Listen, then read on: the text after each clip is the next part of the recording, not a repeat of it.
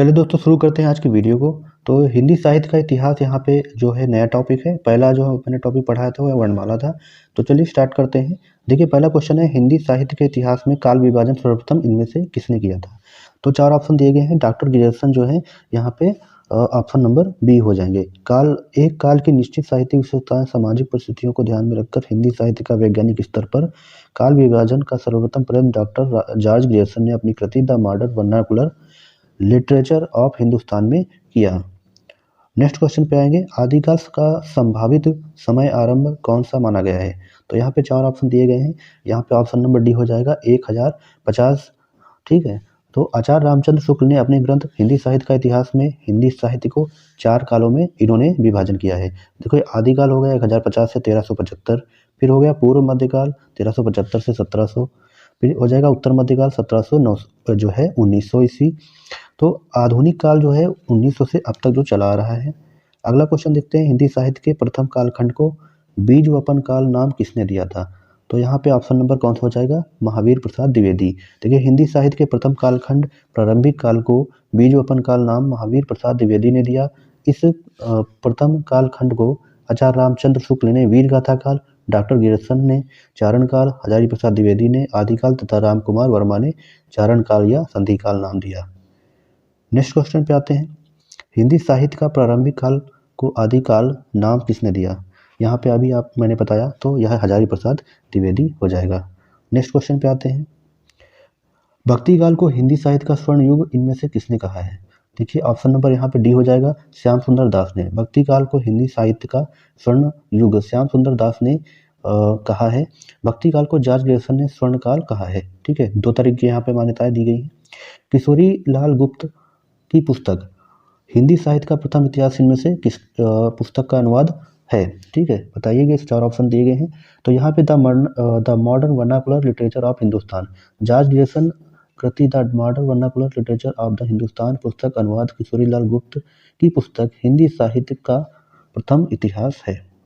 देखिए, थोड़ा स्पीड थोड़ी ज़्यादा रहेगी क्योंकि मैं थोड़ा जल्दी कराने में हूँ। फिर उसके बाद आपको और भी वीडियो मिलेंगी जिसमें जो मैं है और भी टॉपिक कराऊंगा। ठीक है, तो यहाँ पे आप लोग थोड़ा जल्दी कर लीजिए। देखिए, किस इतिहासकार ने कवियों का क्रम वर्णाक्रम से रखा है?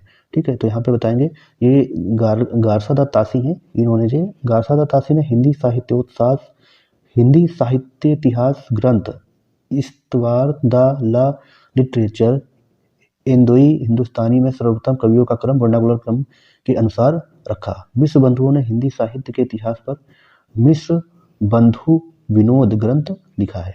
आठवें क्वेश्चन पे आते हैं, हिंदी साहित्य के आदिकाल को इनमें से किसने सिद्ध सामंत काल नाम दिया है? तो यहाँ पे ऑप्शन नंबर ए हो जाएगा, राहुल सांकृत्यायन ने।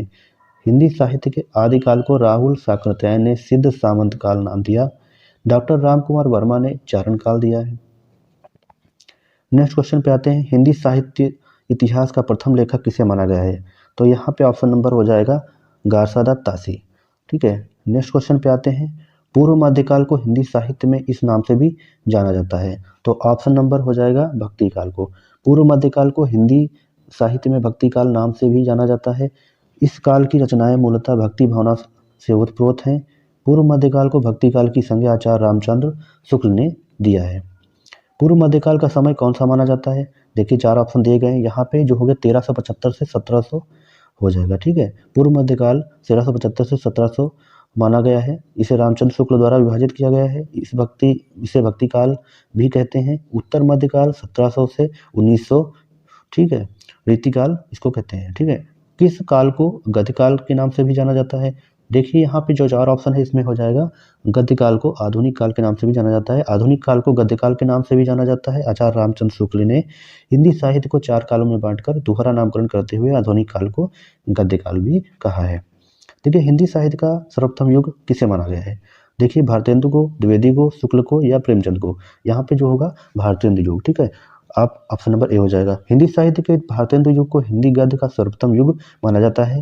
हिंदी साहित्य के गद्य और आधुनिक साहित्य के प्रारंभ होने के कारण जो भारतेंदु युग को बीजवपन या संक्रांति युग भी कहा जाता है। चलिए नेक्स्ट क्वेश्चन चलते हैं, हिंदी में वैज्ञानिक आलोचना का सूत्रपात किसने किया था? देखिए, चार ऑप्शन दिए गए हैं। यहाँ पे ऑप्शन नंबर हो जाएगा डी, रामचंद्र शुक्ल ने।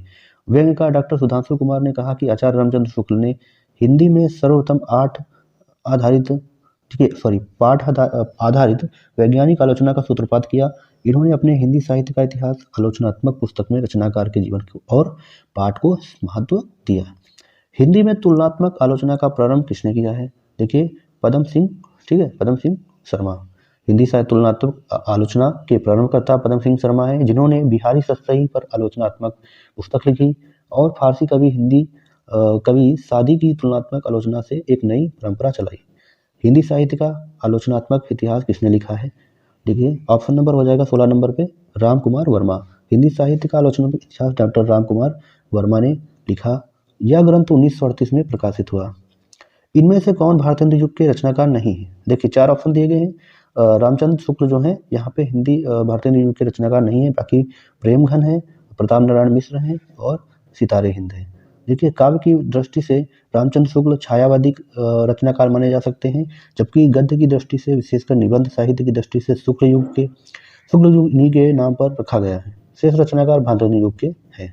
देखिए बिहारी का नामकरण किस विद्वान ने किया है? ठीक है, तो यहाँ पे ग्रियर्सन है, इन्होंने किया है। तो बिहारी हिंदी का नामकरण ग्रियर्सन ने किया। ग्रियर्सन ने अपनी पुस्तक लिंग्विस्टिक सर्वे ऑफ इंडिया में भारतीय भाषाओं का सर्वेक्षण प्रस्तुत किया।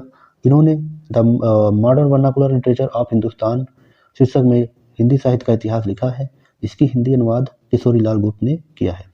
प्रश्न में बिहारी दिया है, जिसकी तात्पर्य बिहारी हिंदी से है। ठीक है, तो यहाँ पे मैं 18 क्वेश्चन लेके आया था, सिर्फ जो प्रीवियस ईयर में पूछे गए हैं एसआई के। ठीक है, नेक्स्ट वीडियो में मैं आप लोग को जो कांस्टेबल वगैरह में जो क्वेश्चन आए हुए हैं और नए टॉपिक पे लेके आऊँगा। ठीक है, तो ये इतिहास जो था हिंदी साहित्य का इतिहास, इनमें से इतने क्वेश्चन पूछे गए हैं, तो ये रिपीट हो सकते हैं, इसलिए मैं सोचा आप लोग को बता दूँ।